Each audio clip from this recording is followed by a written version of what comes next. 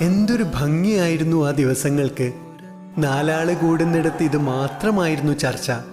മതമില്ലാതെ, ജാതിയില്ലാതെ, രാഷ്ട്രീയമില്ലാതെ ലോകമൊട്ടാകെ ഒരു പന്തിന് പിറകെ ഓടിയ 39 ദിവസങ്ങൾ.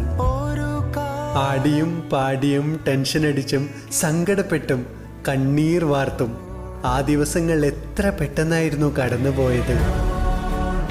നമ്മുടെ കുട്ടിക്കാലത്തെ മനോഹരമാക്കിയ താരങ്ങളൊക്കെ ഈ പച്ചപ്പുൽ മൈതാനങ്ങളോട് എന്നേക്കുമായി വിടചൊല്ലുന്ന കാഴ്ചകൾ കണ്ടൊരു ലോകകപ്പ്.